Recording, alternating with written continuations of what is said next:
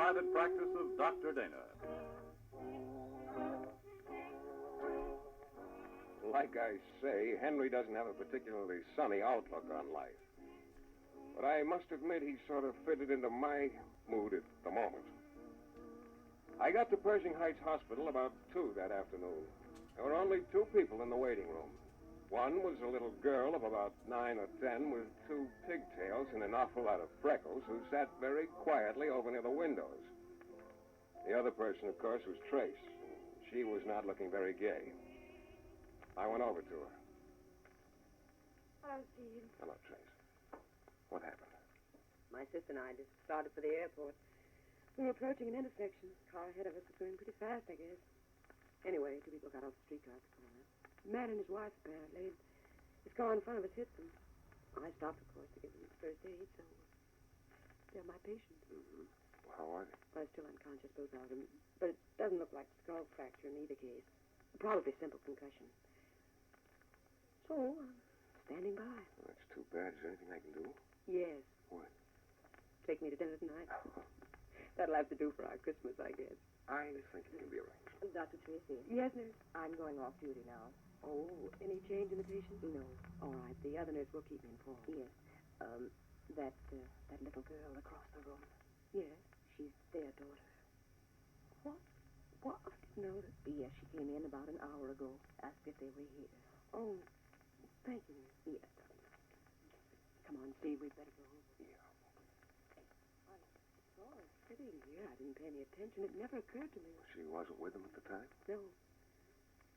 Hello. Good afternoon. I'm Dr. Tracy. This is Dr. Dana. How do you do? I'm Sophia Howard. Hello, Sophia. I'm your parents' doctor. I didn't know you were their daughter. How did you find them? The people at the corner told me that there had been an accident and described who was in it. So I knew it was Mother and Daddy. They were to meet me at that corner, and I was a little late. I've been looking in the windows. Are they... They're getting along all right, Sophia. I'm afraid you can't see them right now, though. I know. That's what the nurse said. But I know that they'll be all right. I'm sure they will. Because I've been praying. Oh. You live around here, Sophia? No. Where do you live? Well, that's rather hard to say. What do you mean? Mother and Daddy are missionaries. We've lived in Africa ever since I was born. Missionaries? Yes. We just got off the boat this morning. Do you have relatives around here? No. We're just passing through on our way out to some place in China. I see. But I guess it will have to wait a few days before we can leave. It shouldn't be very long, dear. What will you do in the meantime? Wait. This is Christmas Eve. I know. Have you any plans, Sophia? No. Steve? Yeah. Would you like to have dinner with us, dear? Why, thank you very much. I'd like to, if I wouldn't be a bother. I'm pretty sure you won't be. Where are you going to have dinner, Steve? Well, yeah, I hadn't given it much thought. Wait a minute. I hadn't fixed up my apartment because I was going away. I don't even have a tree. Oh, yeah. Sophia, you've never had a Christmas in this country, have you? No. Well, then it's high time you had one. Trace, can you leave the hospital? I think so. They'll get in touch with me if there's any change. Okay, you and Sophia go on over to your apartment. I'll be along in an hour with all the Trumans.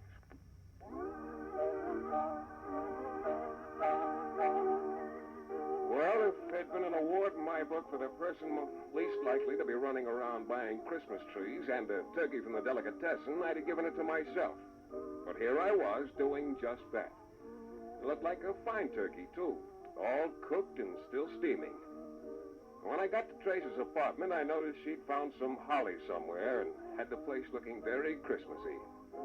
Sophia was sitting there taking it all in with those big brown eyes of hers, looking very interested, and yet I couldn't quite put my finger on it, but she looked sort of vaguely disappointed about something. Well, I set up a tree and we decorated it. Then Trace put the food on the table and the three of us ate like we were starved. Afterward, we just sat there at the table, not saying anything for a while. The candlelight flickered over that serious little freckled face between us. Finally, she looked up at us. I want to thank you for having me to dinner. It was very nice. I wish that Mother and Daddy could I'm have... glad you enjoyed it, dear. It was a wonderful dinner. And the tree is very beautiful. We never had any trees like that where we were. Daddy would always fix up a bush to look like one, though. I guess Christmas is just about the same everywhere. I don't know much about that. I've never seen one like this, with snow and... Well, you probably know as much about Christmas as anyone, Sophia. Christmas stories and, well, things like that. They're the same everywhere. I only know one Christmas story. Oh, well, tell it to us. Oh, you probably know it, too. Well, you tell us and we'll see. Come on. Well, all right. And there were in the same country shepherds abiding in the field, keeping watch over their flock by night. And lo, the angel of the Lord came upon them, and the glory of the Lord shone round about them. And they were sore afraid. And the angel said unto them, Fear not, for behold, I bring you good tidings of great joy, which shall be to all people.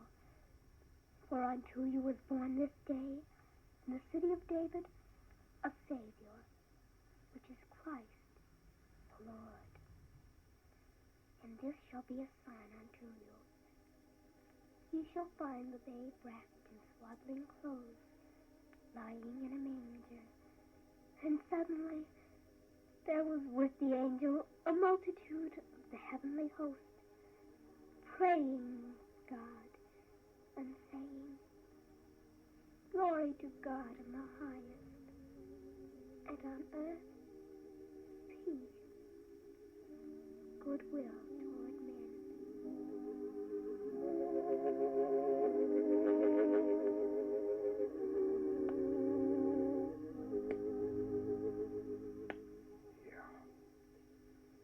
Sophia knew a Christmas story, all right. The Christmas story.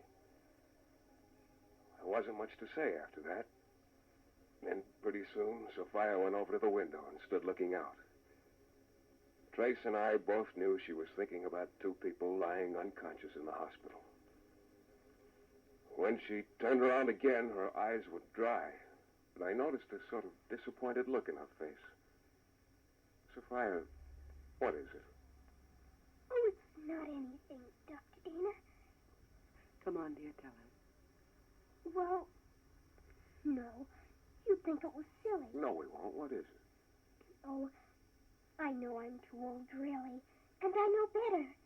But you see, well, this is my first Christmas here, and because I lived in Africa all my life, and I didn't have time today, and then after the accident, I went right to the hospital and came up here. So I never had a chance to... Oh, but I know it's silly. Chance to what, dear? Well, I've never seen Santa Claus. I've never even seen a make-believe Santa Claus. Santa Claus? Sure. I know it's silly. No.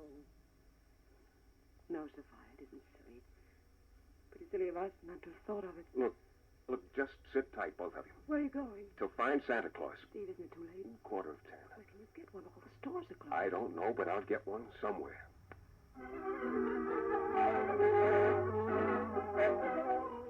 Yeah, it sounded easy at the time, being Christmas Eve. Of course, I realized the real Santa Claus was busy, but I thought I could find a representative. An hour later, though, I wasn't so sure. I hadn't seen a one. I was standing on a corner scratching my head when the answer came to me, because I was scratching my head. Henry the barber. Sure, it was pretty incongruous, but, well, he'd be doing me a big favor, and yet, well, maybe it wasn't so incongruous. Maybe I'd be doing him a big favor. I got his home address out of the phone book and went over. He was still up. Doc, you're out of your mind. Yeah, Henry, maybe I am, but come with me anyway. You don't really mean it, do you? You don't really mean you want me to go traipsing over to somebody's place with you and play Santa Claus for some kid who should have been in bed 2 hours ago? Yes, Henry, I mean it. That's just what I mean, and I think you'll do it. I talked to him. I told him about Sophia, about her parents in the hospital. Maybe I laid it on pretty thick. I don't know. But I kept talking, and finally he held up a hand. That was a dirty trick, Doc. What was? Throwing in that part about the hospital and the freckles. Yeah, maybe it was. Oh, come on. Let's go.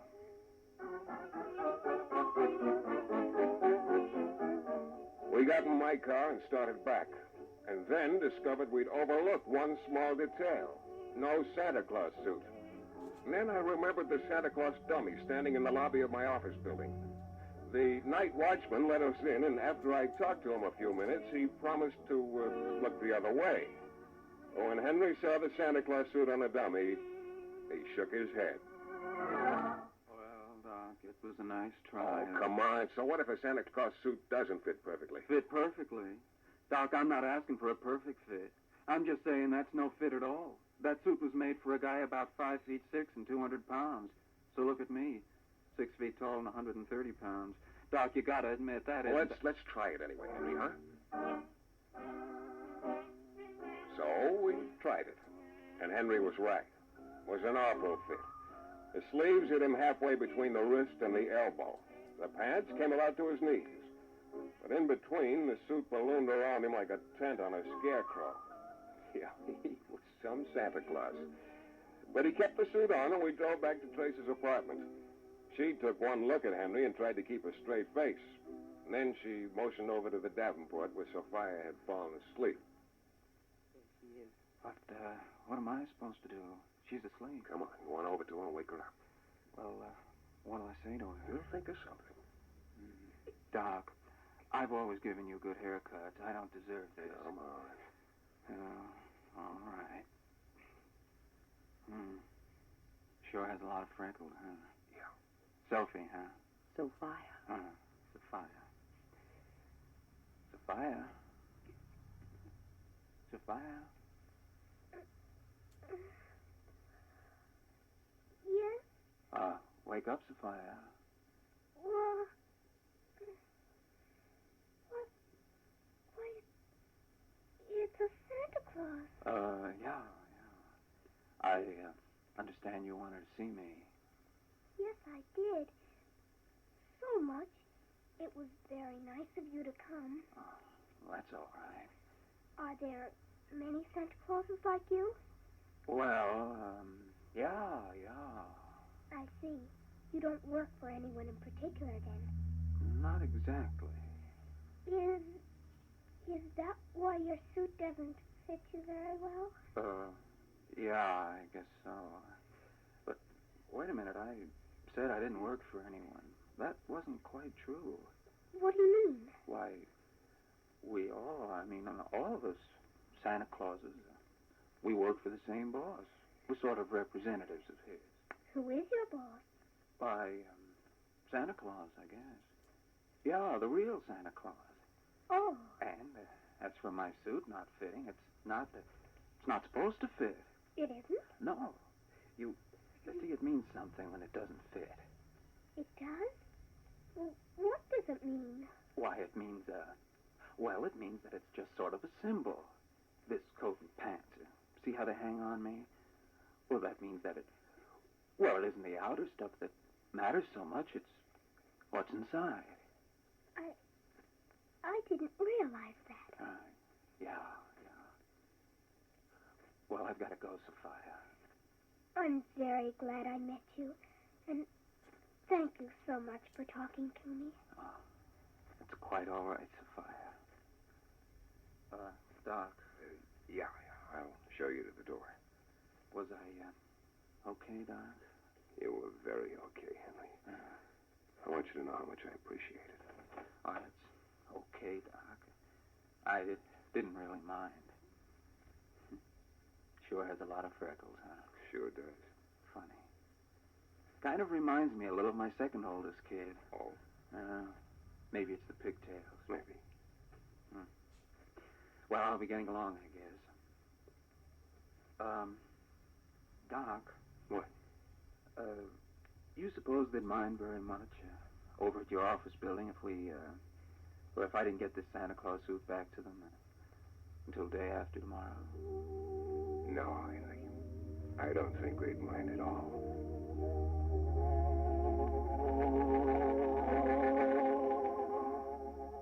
So Henry left, and I went back inside. Trace and Sophia and I sat around a few minutes more. Once again, I had the feeling that something was missing, and I still couldn't put my finger on it. It's getting pretty late, Sophia. 10 minutes to 12. Feel like going to bed? What do you mean? Well, here, you're going to stay here tonight, and then tomorrow we'll see what arrangements. Oh, that's very nice of you. But I don't want to be in the way. There's an extra bed, so don't you worry about it. Well, all right. Thank you. Excuse me? Sure. Well, what do you think of it, Sophia? Of what? Oh, the dinner, the tree, Santa Claus, the Christmas. I thought it was very nice. You know, I just figured out what's the matter. You've never thought that Christmas applied to you specifically, have you? You've never thought that all of this, well, included you. I don't know.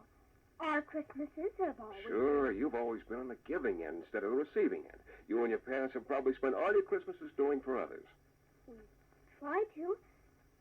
I thought that was the way Christmas was supposed to be. Sort of, well, for others. Oh, it is. But don't you see, honey, you're included. Why, people like you, the ones who give, they are Christmas. They're what Christmas is all about, really. Can you understand that? I think I can. It does make it a little different than I thought. And better. Why, sure. And all the Christmas trees and turkeys and presents in the world are... What? What's the matter? The presents. We never even got you a present. Oh, I didn't expect one. I know, but... I don't think you have to worry about a present for Sophia, Steve. I have one. You do? Yes.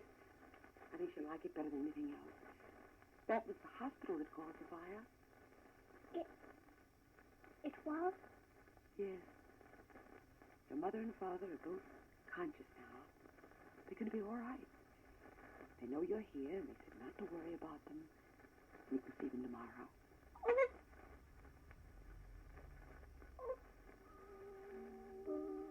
She just stood there, with her lips moving and tears in her eyes. But they were happy tears. We realized then what a strain she'd been under all along, how beautifully she'd held up. Trace and I looked at each other, and then we looked away. Trace took Sophia's hand and led her into bed. I stood looking out the window, thinking a lot of things. And finally, when I looked around, Trace was by my side. You went right to sleep. Must have been completely worn out. You know, it's funny, Trace. What is? We were the ones who were going to give Sophia Christmas. The way it ended up, she gave Christmas to us. Yeah. We thought it wasn't going to be Christmas at all for us, didn't we? Just because we weren't going to have all the material things. It was a long time ago we felt like that. It is a long time ago. There it is, Trace. Midnight. Uh-huh. Merry Christmas, Trace. Merry Christmas.